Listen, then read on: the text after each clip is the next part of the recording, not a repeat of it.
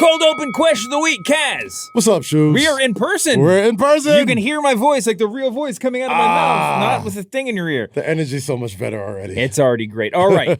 Today, as of today, all of the last round of WWE releases are free agents. Okay. If you were Tony Khan, specifically Tony Khan, not Booker Kaz, all right. who do you hire first? Now, do I have a list of people? Yes. The Motor City Machine Guns. Okay. Kairi Sane. Okay. Santos Escobar. Zoe Stark. Aleister Black.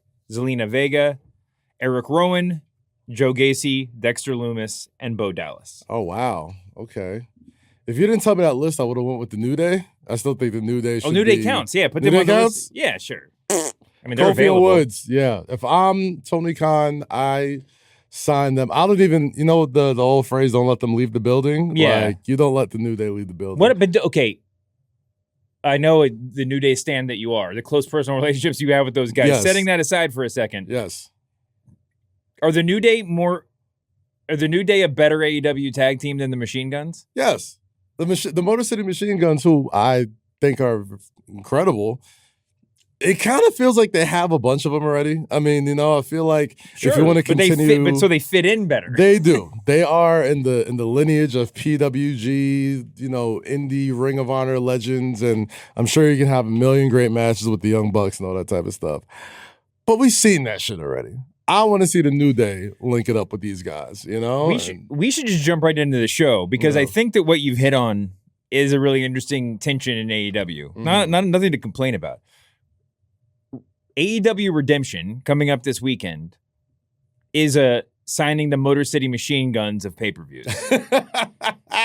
because the end result, the quality is going to be superior that way. Just like with Redemption, there's no doubt that this is going to get a 5-star rating from us on Monday. I'm sure it'll be a great pay-per-view.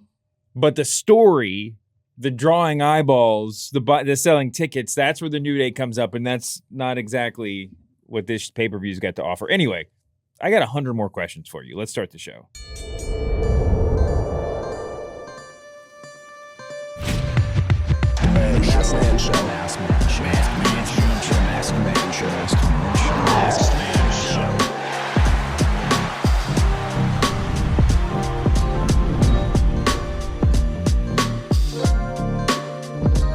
Welcome to the Masked Man Show with Kaz. How you doing, buddy? I'm doing good, Shoes. How about yourself, man?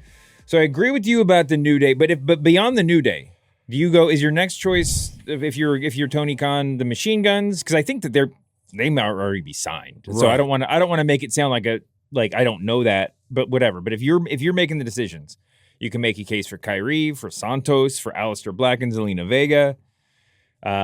Easy case. Mm-hmm. I mean, Joe Gacy would probably be an AEW wrestler if he didn't ever get, signed to WWE. He was on that track in the indies and stuff. Okay. And Bo Dallas might be the king of all FU signings. Let me do with this guy what they weren't able to do. Yeah. I don't know. I kind of feel that Aleister Black would be the best sort of signing for all the wrong reasons, right? Going back to AEW. Yes, going back to AEW because there's no more inside baseball fans than there are AEW fans. And you want to sign somebody that gets immediate heat on day one. That's true. Returning to AEW. And is also a credible threat to anybody he faces. Yes. I saw somebody arguing online that the Machine Guns... Well, someone was saying Machine Guns could never be heel, and the response was they still got a little bit of WWE stink on them. Like maybe they could be. Nah, it's no. They're too beloved. Aleister Black would get that stink. 1,000,000%. Everybody, you can only have so many. And I was talking about this with somebody the other day. I was like, AEW's peak, not peak, but as far as peak, holy shit, signing moments. It'll never be topped, no matter how much they try. The Adam Cole, Bryan Danielson, back-to-back debut. Yeah, the fake out too. One of the greatest debuts in wrestling history, just as a tandem. They'll never be able to really recapture that, I believe. WWE could never recapture that. That was just that's just the craziest it was confluence of events. It was a moment in time that AEW was still hot and fresh, and there was still that optimism that they could truly, surpass WWE in lots of ways, and Bryan Danielson wrestling again. Like, everything, there was so much hope in the air. You had to be there to have it. The biggest thing is to get you so hyped up for Danielson and then don't deliver Danielson. Yes. And yet we're still okay because we got it good enough. Because we got Adam Cole. Yeah, and then you're getting Danielson. Yes. Then right when you're like it, it'll never be topped. I say all that to say, the only way you follow that, or the only way you create something, is to give you the complete opposite. Give you the debut. The one thing AEW hasn't done is given the debut that people are like, they signed this guy? Yeah. That's true. Some real hatred. It's too much fan service sometimes. Sometimes you got to do something to really bolster your roster. I think you bringing a heel Aleister Black. Don't you think signing Bo Dallas and pushing him immediately in the main event would get just as much? I'll honestly was like never the biggest Bo Dallas fan But that's the whole point. People would be so mad. And it's not like he can't do like any Wyatt shtick or like, does he want to do Wyatt shtick? Does he want to do Bo Lee? Like, what does he do there? Like, Bo Dallas almost strikes me as the guy who's probably gonna, be on that Baron Corbin tour where he's just kind of like, he's gonna come back. I think he'll be back one day. I think he'll pop around, some indies that like aren't AEW. Well, Gacy and Loomis are already taking bookings, indie bookings. I think as a tag team. Right. Rowan's, I think, is going to take a little step away. Santos will be down in CMLL. Wild. That whole situation is just bonkers. Did you see his tweet yesterday where he was like, "Hey, Paul and Nick, just watch"? Yeah, I didn't see. I saw references to it, but I didn't actually watch the entire thing. It's going to go down in history. It's just like Listen, I don't think he's out of line at all. I think that's exactly what you should say. But the idea of like name checking Triple H and Nick Khan is it's a ballsy move. Yeah, it's a ballsy. But it's not that ballsy if you believe in yourself. No, not at all. But at the same time, it's like, well, you fired him and then you brought him back. We saw him maybe like once or twice. No. And then you fired him again. Santos? Did we see him once or twice? I think Santos popped in on AAA like once or twice.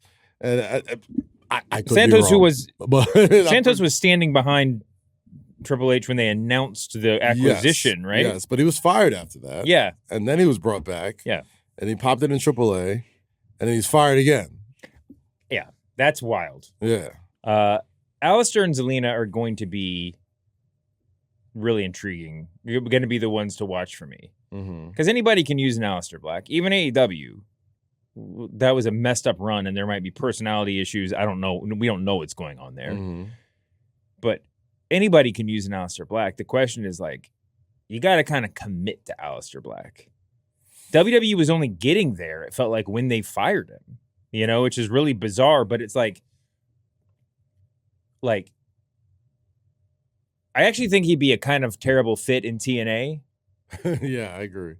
But it would actually maybe be in the best interest of TNA to sign Aleister Black, push him to the top, and just sort of lean into his mood as the mood of your show. Okay. Like almost, I might have said this before, but almost like if you sign Aleister Black, you make a commitment to like Lucha Underground the place up. Like we're leaning into gimmickry. Probably. We're making the whole thing a little bit darker. It's all gonna be a little spooky. Like that would be better than the completely soulless product that TNA is doing right now. Word. TNA is kind of fallen off a cliff since they moved to AMC. Dude, you know what I mean? You see that clip circulating? There's still some pretty good matches there, but it's just like you see the clip circulating yesterday of a year. It was 1 year ago that Eric Bischoff went on Ariel Helwani's show and said that he thought TNA could become the #2 promotion in the country within a year. So that's why it was circulating a year later, the year passed. Yeah. And everybody talking about Eric Bischoff as if he's an idiot. Listen, Bischoff has said some dumb stuff over the years.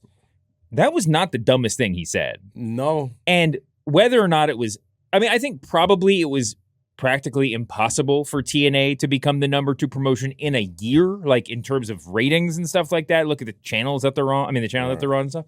But let us not forget how much TNA themselves dropped the ball on the first episode of their new shot show. Themselves in the foot so many times in the past year.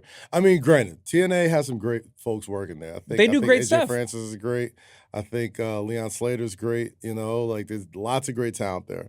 But you see that you signed, AJ Moose match? You see them going at it? That was all over. That was a great match. Yeah. You know what I mean?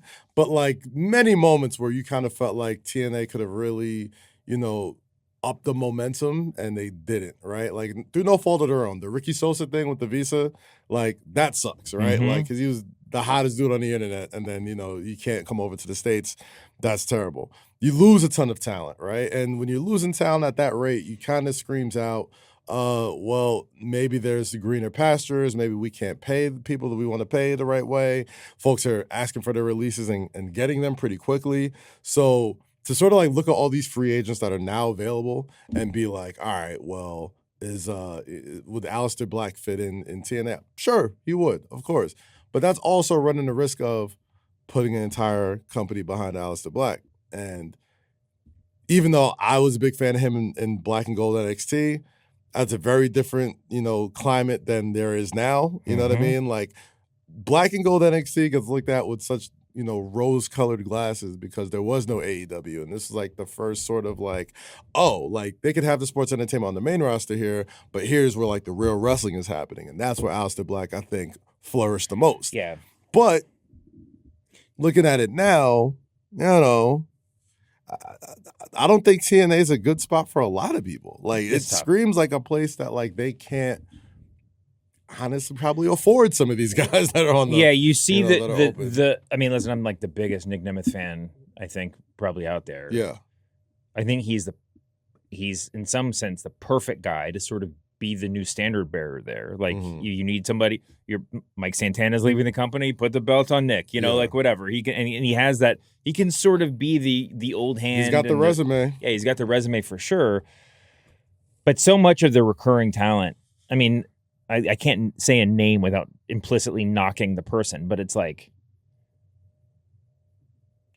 you watch like a freaking Elegance brand segment, and you're like, are these people here because they're the best they have to offer, or because they're under a long-term contract that they can afford? Right. It's like, is it? So it's, I don't know. It's the gap between top talent and opening talent in TNA is so wide. It's too wide for me. Like the guys that I like in TNA, I really like Nick Nemeth, like Moose, like AJ.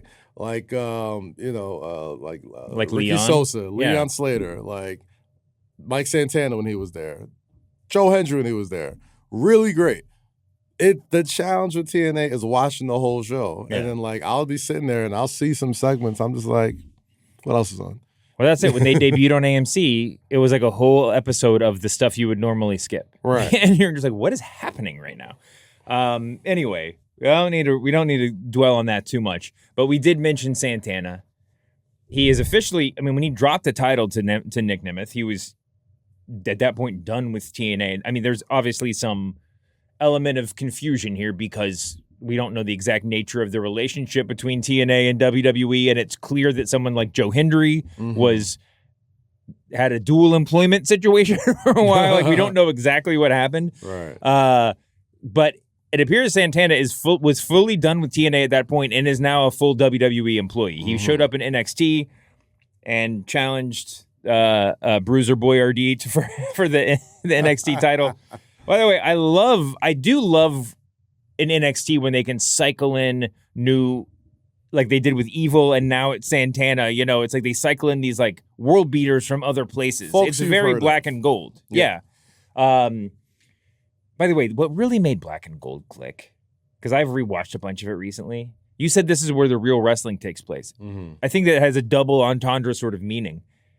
It was the only promotion where it felt like the base, it's the only promotion I've seen in a long time where it felt like the most basic building block was these are professional combatants. Their job is to fight each other.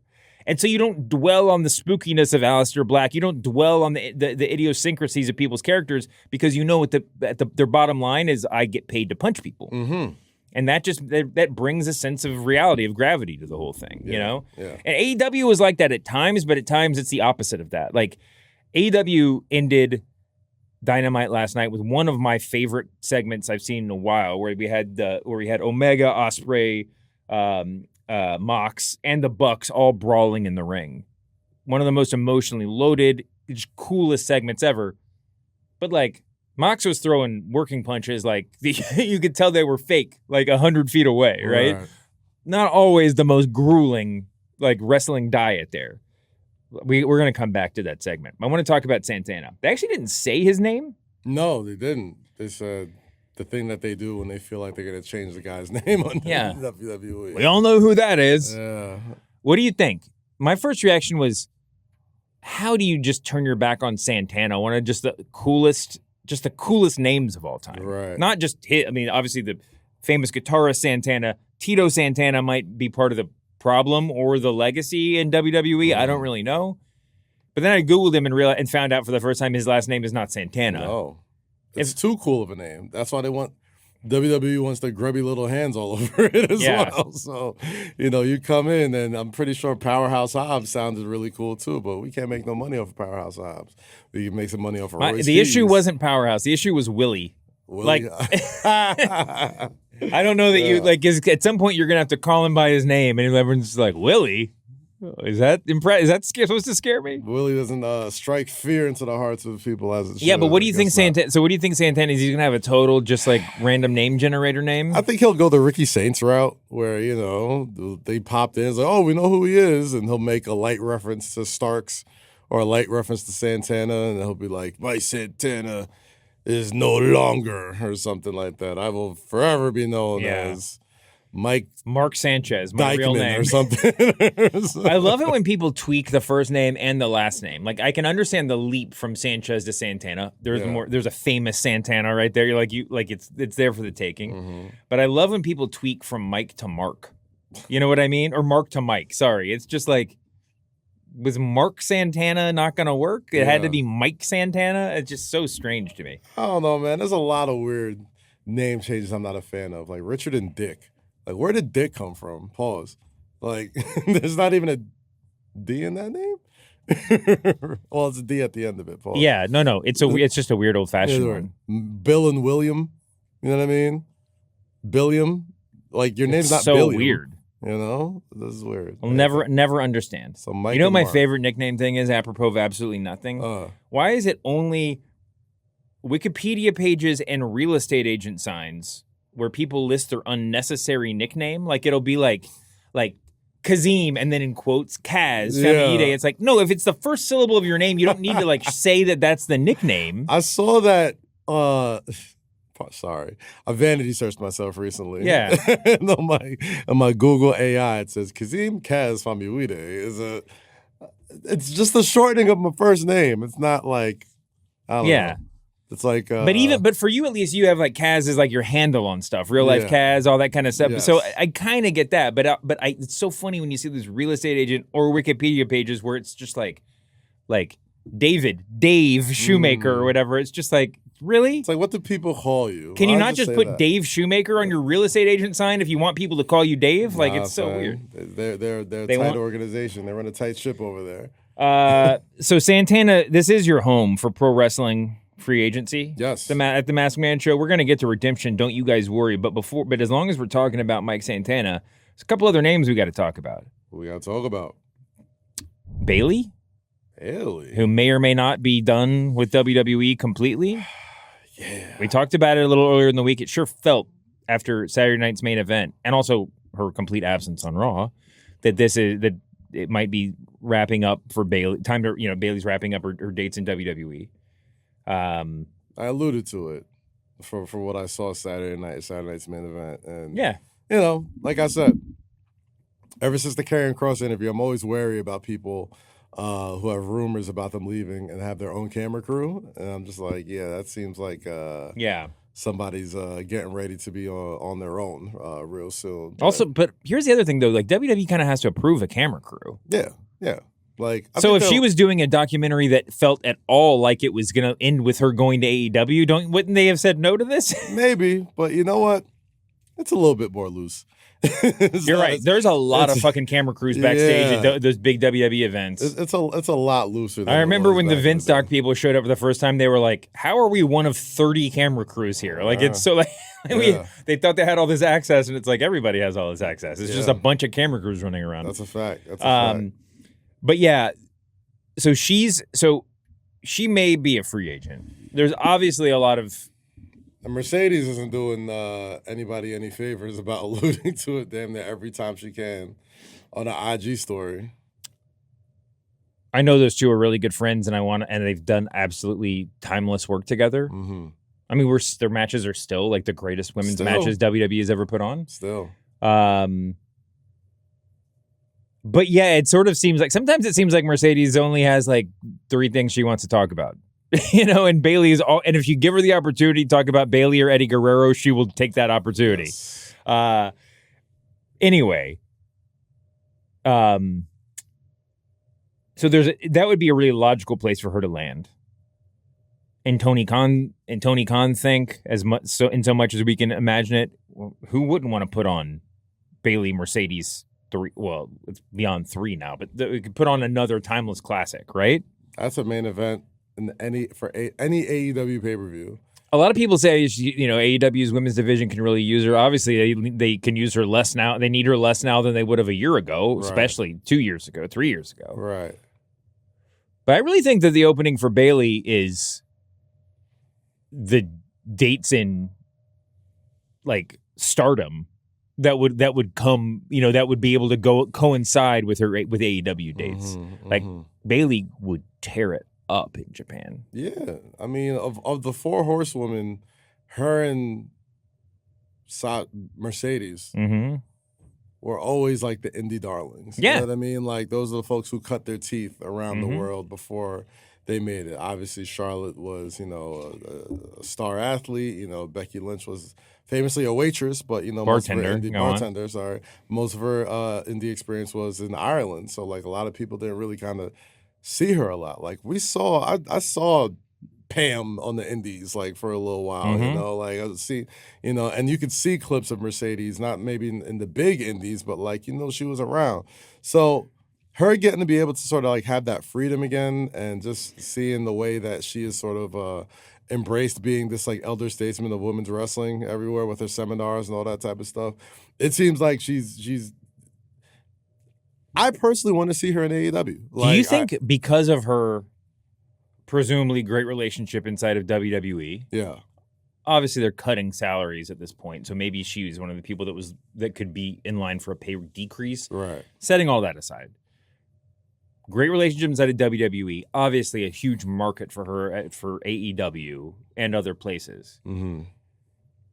For someone that's not always at the top of the card, she may have the most negotiating power I've ever seen. Like, the question that popped into my head when I was thinking about this was, does she have the juice to sign, to get Tony Khan to sign a 1-year deal? I don't know. Why would she want a 1-year deal? I feel like because you want to be a free agent you're to go back right. to WWE? Yes. If she did one, and I'm not saying WWE is or should be her objective in life. Yeah. But for someone who not only isn't main eventing WrestleManias, but is getting cut from WrestleManias the week of for no particular reason, dude, it wouldn't take her a year in AEW and Stardom to be the top woman in WWE. Like, give her that opportunity, she'd walk in the door as like Cody Rhodes. If I'm Tony Khan, I would never do that because that's what I'm saying. But does she have? How much power do you have to say, Tony, I'd love to work for you for whatever dollar figure. I'm not going to sign more than a 1-year deal. I don't know what I want to do with my life. I don't think she's that powerful. I wouldn't sign her. I wouldn't do that. Like, I think if you can't be using your company to basically rehab people and be like, see, I am a main eventer in WWE. It's like, nah, but if you're okay, I agree, but you can talk yourself into it. If you're signing the Aleister Blacks and Rusevs and whatever, like they signed back then, without an immediate game plan for them, then you're basically giving away a year. And as we saw with them, you end up giving away much more than 1 year. Yes. But if you got Bayley and you're like, okay, here is the 1 year. We're going to have her for 1 year. Here is the 1 year plan. And we're going to have 5 or 6 matches that will go down in history. And then Mercedes is going to murder her. But what if they don't? That's the thing. Well, I'm just saying, if you milk everything out of somebody that you can for a year, and the women's division, as good as it is now, there's clearly a lane that someone could just take it over for a year. Right. The same way that Toni Storm basically did, even though she's not, on a 1-year deal. Bayley could do that. Bayley versus Toni Storm. Could you imagine that? Like, dude, I'm just saying, you're right. No one's ever going to sign that deal. There's but Bayley, 5 wrestlers on earth. But Bayley might be but Bayley's a lot closer to a yes than a lot of the people above her on the org chart. Because she's just beloved and the value is so clear and the storyline with Mercedes is just right there. Right. And it's just, there's just so much. She's got way more juice. I'm sure internally in WWE, she has way more juice than it seems like either. She's like, I always sort of seen like, if I'll put it like this, the women's wrestling in WWE is clearly going in a direction that is in the post-horsewoman era, right? Mm-hmm. Like Charlotte Flair is, she's still trying to get herself back on top, but most of the years she's been in a tag team and like helping get other teams over. And thank God she has. And she's been doing great at that. Becky Lynch as the Intercontinental Champion, holding this mid-card title, establishing it, and essentially getting other people over. Bayley, I always sort of looked at her that like she was gonna age in WWE sort of like Natty did, where she just became like the general of the ring and sort of like this sort of test subject for everybody. If her dreams are still to have massive matches, which it seems like it is, right? Like all the other like mentoring and all the other stuff that, the natties get as far as like being like a veteran in the locker room and the respect that she garners. And, I'm watching Unreal all week and it's like her and CM Punk are attached at the hip. So it kind of seems like those are the guys that run the locker room over there. Like, I think she has all that in WWE already. I think what she really misses is participating in these big time and being in the main matches event. And candidly enough, probably a few zeros in the end of her bank account. When did we interview her? When did we talk to her in that? This was a couple WrestleManias. Was ago. It Mania or SummerSlam? I don't remember which one. It was in LA. Yeah, which was one of our favorite. Go back and see that because she had just she had made her return at SummerSlam right the prior. Yes, and I remember in that interview I said something to the effect of like, you being the first public move of the Triple H era, was like not only like a huge called shot for Triple H, but also means a lot for Bayley. Mm-hmm, like when she re-debuted, whatever her Damage Control crew, and she was like, yeah, you know what? I never really thought about it. You could see it dawning on her in real time, and part of me was like, dude, how do you not like? For 90% of wrestlers, they would have already put that on their tombstone. It's like you don't even see the incredible things when they're happening. Right. And obviously it's like she's had the string of WrestleMania absences has just been damning. I mean, it's just crazy that WWE, it's almost like a gimmick at this point. It's damning, but like, look at the women's roster in WWE, man. I know. So right, and Bayley as someone who has all the faith in the world from the company. Yeah. Years ago, I asked who the female Dolph Ziggler was, and a lot of people said Natty, and I was like, that's incorrect. Mm-hmm. Like she's not on that level. Right. I love Natty to death. But Bayley might be the answer in terms of like maybe they like her too much for the wrong reasons. Maybe she's too dependable. Maybe she, like whatever. I mean, she's had lots of WrestleMania moments. Sure, of course she was has. In some of the biggest Mania moments. She's one of the few people who went into WrestleMania as champion and walked out as champion, right? Like, and she's had some other big matches since then. But a lot of times you kind of got a good part of doing free agency well is just taking a survey of the playing field and just seeing where you're at.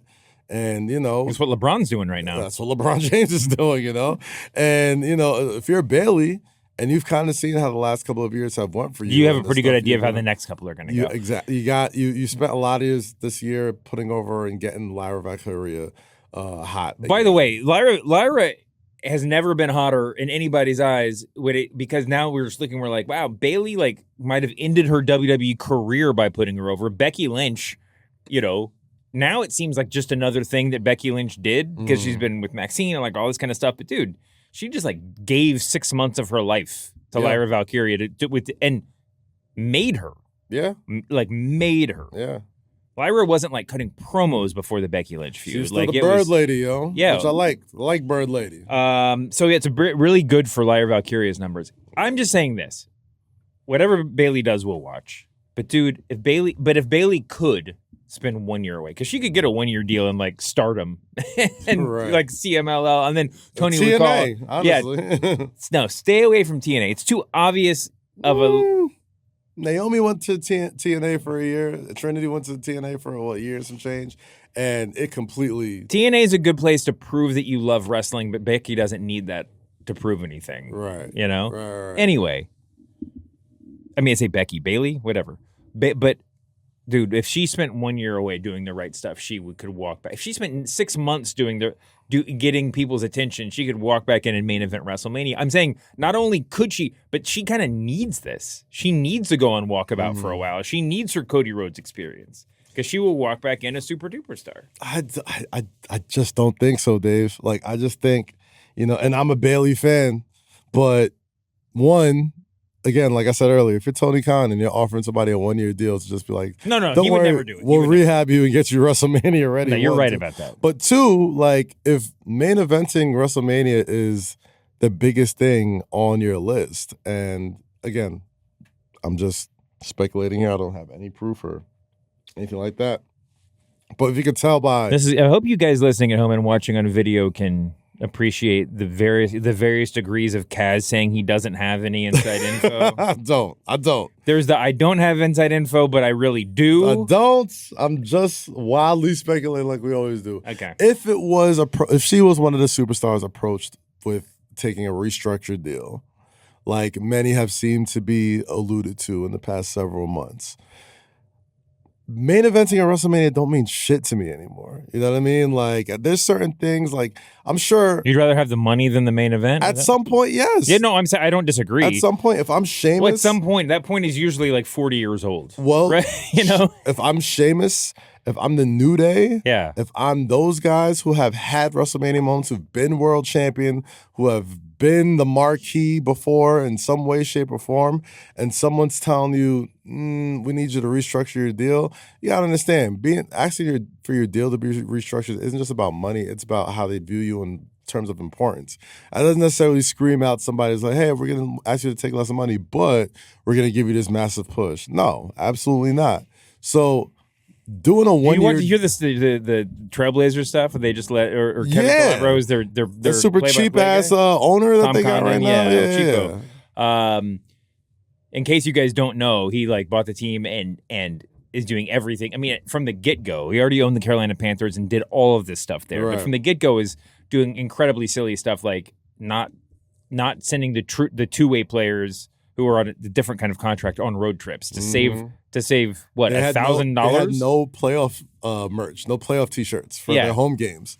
And the most recent thing, just when it was dying down a little bit, or when the conversation was shifting to is he moving the team or something, he lowballs their 10-year veteran play-by-play announcer, who, by the way, was the Sonics announcer before, and it will probably end up back with the Sonics whenever that But Kevin Calabro is one of the all-time greats.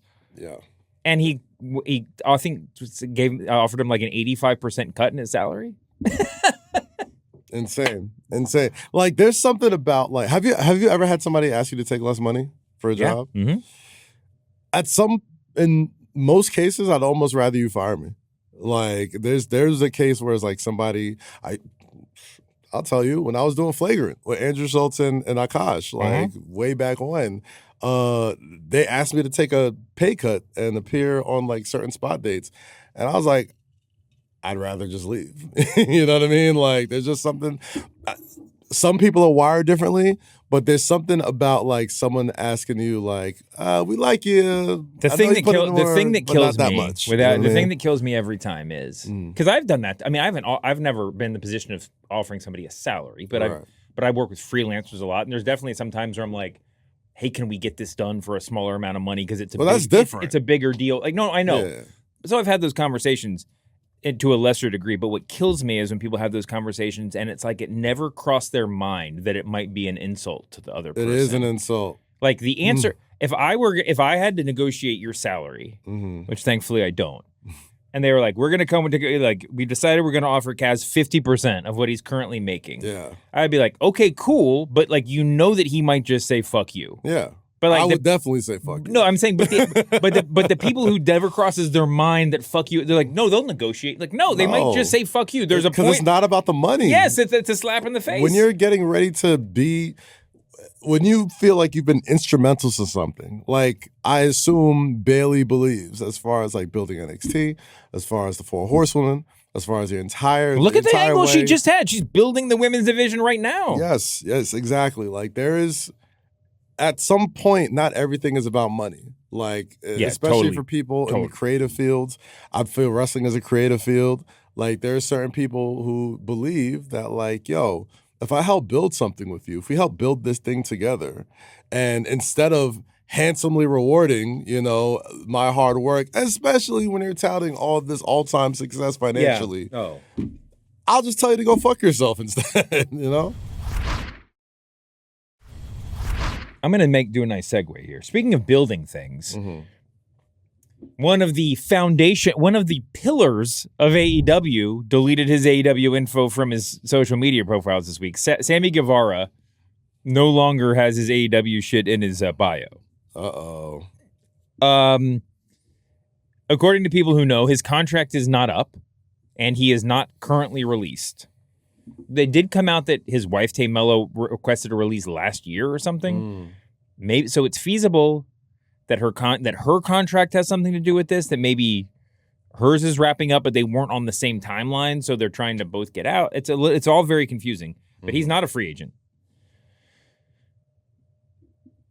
He might be the sort of guy where it makes sense just to grant him a release if he wants one. You're not really using him as much as he used to. I mean, he's a Ring of Honor talent. Yeah, and he made his. Who did he fight? MJF on the main roster not that long ago, and then and it didn't have the hype that they kind of, I'm sure, wanted it to have. They didn't feel like that big of a deal. They made him such a big deal because, correct me if I'm wrong, he wrestled in the first match of Dynamite. It was like him versus Cody or something like that. Yeah, I think that's right. And Cody's last match, dude, at the very beginning, there were all these dudes that the ball knowers knew. Not only were there established wrestlers, but from Kenny Omega on down, like people we were very familiar with wrestling in AEW. Mm-hmm. He immediately was like homegrown talent, right? I mean, that's what the pillars were. Yeah. It's like he doesn't have as much of a track record, so like we can just accept it. And he, as much as anybody this side of MJF, felt like a fully formed thing. Yes. He could do all the moves. He had a very punchable face. It was all, If he was a free agent, I assume WWE would be interested. But like, he kind of fits on NXT. Yeah. You know what I mean? Like, I know it's not, you turn your nose at going down to NXT, but he's still really young. You know what I mean? Like, you would go there, you'd probably fit in the same vein as, the Santanas and the Evils of the world, where he could walk in and immediately challenge for the NXT Championship, sort of like Ricky Sainz did as well. I was going to say, the comp for him is probably Ricky Sainz, although Ricky obviously accomplished way more in AEW and certainly has, I don't know if he has a higher upside, but certainly has a more tangible upside. Like, you can see the path for Ricky Sainz. With Sammy, it's like, I just don't know. Yeah. Why has he been on Ring of Honor for so long? Yeah. Like, why are they not figuring out a way to work him into a main roster, an AEW storyline? There was a couple of stories that I know that there are reasons why. Like, I know, Sammy, but I'm saying, but for every reason that he is on Ring of Honor instead of AEW, that would be a reason why you give it pause if you're WWE. Yeah, I mean, I don't know. But if who's to say he really is a free agent or he's probably working a bit. He's working an angle. Sure, he is. Tamello just came back as sort of a tag team, in her whatever with Anna Jay. But whatever, they're all WWE adjacent people. I mean, Tamello obviously worked there, so. All right, let's talk about redemption. Let's talk about it. I think that's pretty much not crazy about this pay-per-view, Dave. Must be honest. I mean, it's one of those things where AEW pay-per-views, they're going to deliver. It's going to be great matches. It's going to be worth the $50. I've never spent $50 with AEW and been like, that was a waste of money. But the build for this has been real weird. It's been a real weird, road to redemption. The thing that we care about the most, the segment that I mentioned earlier, is almost like that segment was more world building than a build for a pay-per-view. Mm-hmm.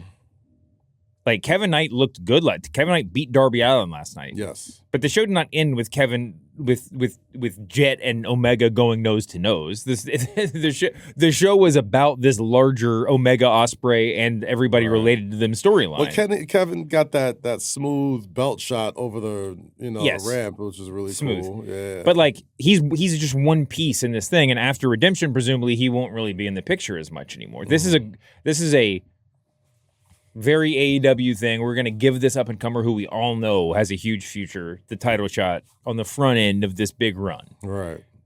Because Kenny Omega needs a defense before All In, I guess would be the logic.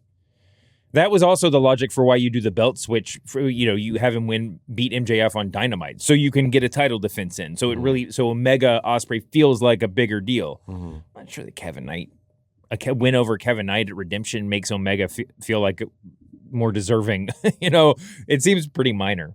I will say this though, I'm a huge Kevin Knight guy, as I know you are. But watching him beat Darby, it's his second world champ that he's beat. Watching him beat Darby last night, I was just like, I know he already had the MJF thing, but that Darby win should have been what earned him the title shot at Redemption. Rather than it seemed like it seemed so perfunctory last night. Like Darby Allin is one of the top 3 guys in your company, or 5 guys. He was just world champion. Kevin Knight should have been an upset. It should have been what got Kevin Knight on the stage to challenge Omega. Well, there's a thing there, right? Like, they didn't want to make it seem like an upset. They've been clearly building Kevin Knight for quite some time through the MJF feud, through being with the Don Callis family. Yeah. And obviously already causing rifts in the Don Callis family. Like they're clearly building Kevin Knight up to matter after All In.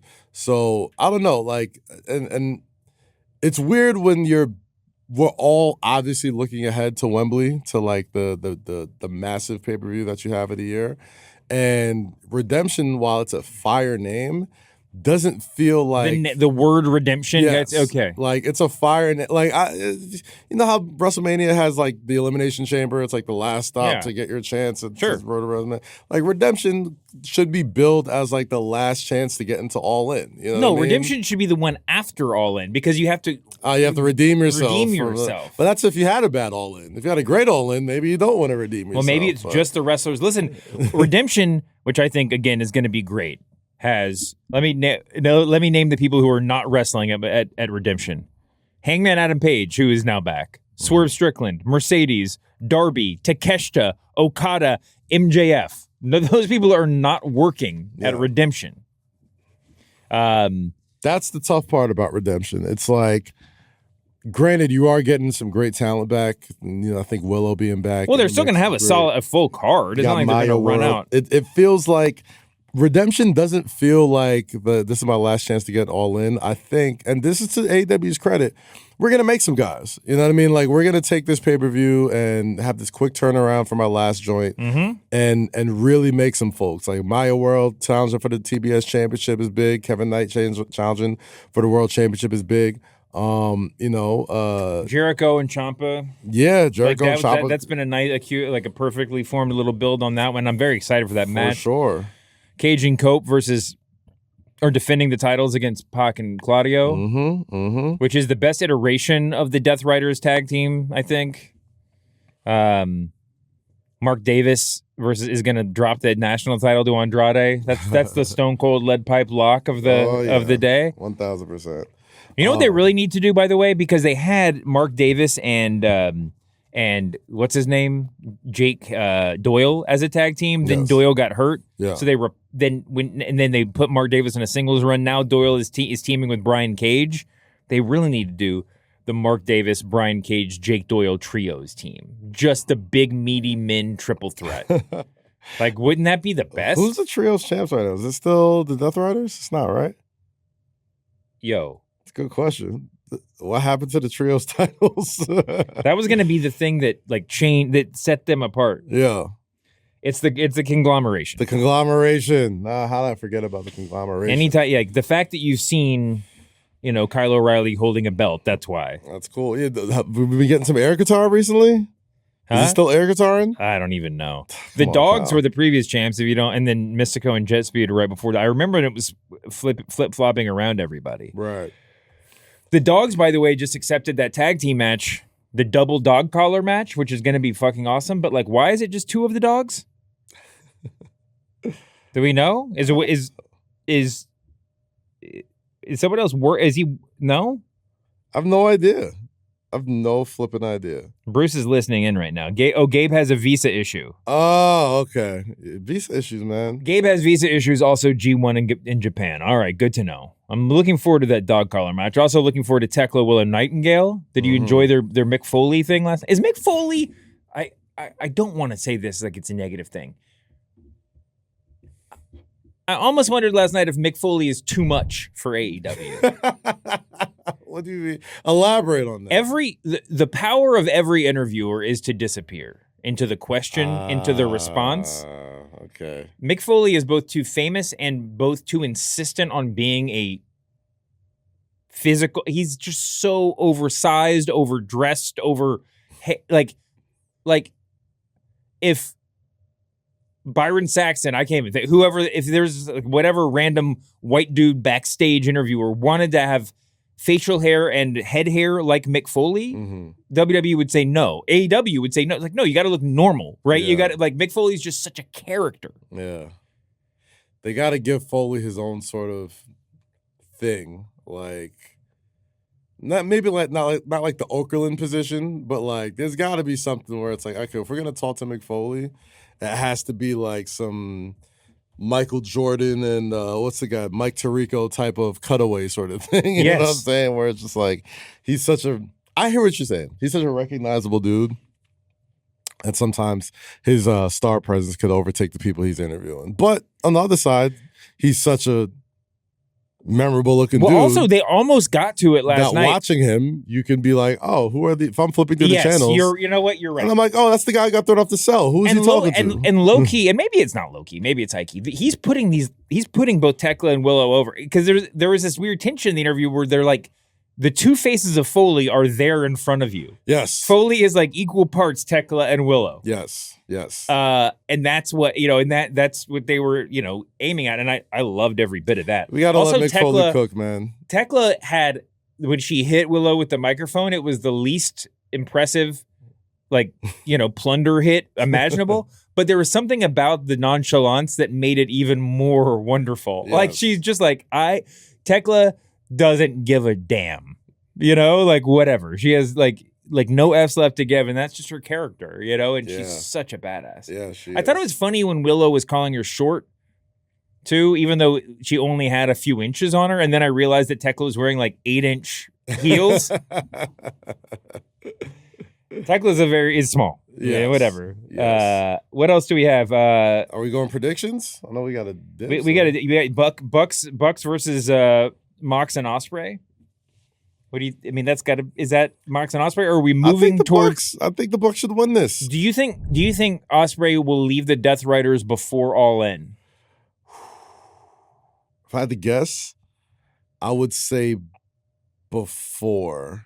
I think the Owen final was like the last time we'll see them in this corner for like a big match. I would say it ends before they take on Kenny Omega. There's got to be some. They got to sow some seed of doubt into the fan. That, dude, I'm much more. This ain't just going to be a big Will Ospreay. As much as I know that Ospreay Omega is going to be awesome, I could not be more excited about it. Excited on the one hand, hyped on the other hand. I would say Mox actually got me more hyped last night. Having Mox, not him specifically, but yes, him specifically. But like his involvement in the feud just makes it feel bigger, partly because the more people that are involved, the more realistic it feels, Yeah. And you got the top of the card all staring each other down. Omega, Ospreay, and Moxley like physically look like when you're creating a wrestler in a video game, once you select white guy, like those are your three options. There's just something so compelling about watching those three dudes. Like just short-haired guy in jeans, long-haired guy looking like superhero, guy in the middle that has a little bit of both. Yeah. Gotcha.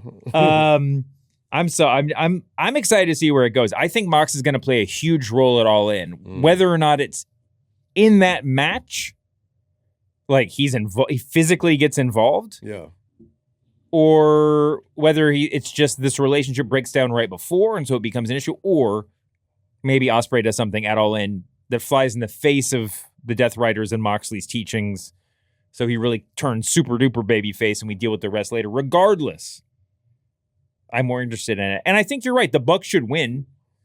I'm just interested to see if they pull the trigger on the Ospreay-Mox split. That's more interesting to me. This is a setup thing. No, it doesn't matter who's going to win. The whole show. The buy-in segment is going to celebrating 80 years of the Rougeau wrestling dynasty. Wow. Shout out to Montreal. Is it Montreal? Shout out to Montreal. Yeah. The Rougeaus. All right, we got to get out of here. They're chasing us out of the studio. The one problem with recording in person is that there's somebody scheduled to come after us. Kaz, you want to get some plugs in? Yeah, man. Summer Jam is tomorrow, so I will see you all in the Prudential Center in Newark for Hot 97. Also, you catch me on Hot 97 Mornings with Merrill every Monday through Friday, 6 to 10 a.m.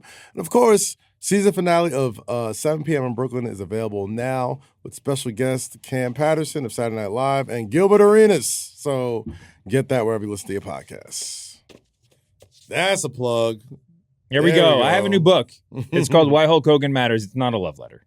I don't think it is. Those who know me know what to expect, but just the name of the book, it could strike you either way. It's provocative and gets the people going. Here it is. Yeah, it's available on Tuesday. You can pre-order it now on Amazon or wherever you pre-order stuff. Please check it out. I think it's pretty good. We'll have a thing. That's it? You think it's pretty?